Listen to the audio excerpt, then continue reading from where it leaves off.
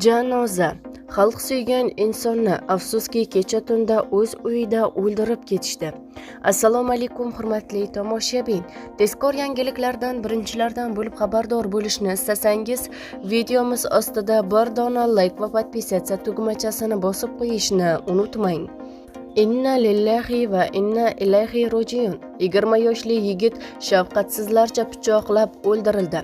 Qozog'istonning Talg'ar tumani Guldala qishlog'idagi restoranda 20 yoshli yigit shafqatsizlarcha pichoqlab o'ldirildi. Bu haqida Nur.kz xabar berdi. Nashrga ko'ra, Tixri Ardis foydalanuvchisi uning 20 yoshli akasi Talg'ar tumanida shafqatsizlarcha o'ldirilgani haqida o'z sahifasida yozib qoldirgan.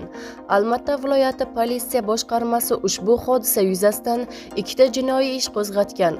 Aniqlik kiritilishicha, joriy yilning 12 aprel kuni Talg'ar tumani Guldala qishlog'idagi restoranda yigitlar o'rtasida janjal yuzaga kelgan. So'ng 10 nafardan ortiq erkaklar 20 yoshli yigitchaga pichoq bilan hujum qilib, uni shafqatsizlarcha pichoqlab o'ldirgan.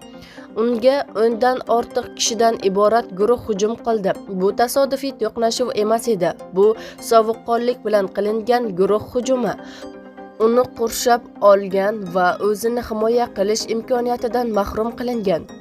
U pichoqdan olgan jarohatlari tufayli voqea joyida vafot etdi. Bizda nima bo'lganini ko'rsatuvchi video dalillar mavjud.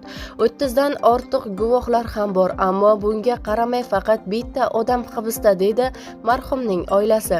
Qayd etilishicha, Almatta viloyati politsiya boshqarmasi tomonidan olib borilgan tezkor qidiruv tadbirlari davomida 20 yoshli gumondor hibsga olingan. Bundan tashqari yana 3 ta gumonlanuvchi bezorilikda ayblangan. Ularga qamoqqa olish tarzidagi ehtiyot chorasi qo'llanilgan. Ma'lum qilinishicha, sud ularni ikkitasini uy qamog'iga olgan. Jinoyat ishi doirasida hodisaning barcha guvohlari aniqlangan va so'roq qilingan. Hozirda hodisaning barcha holatlarini to'liq har tomonlama va xolis tekshirishni ta'minlash uchun barcha zarur tergov harakatlari olib borilmoqda. Barcha tomonlarning dalillari batafsil ko'rib chiqilmoqda.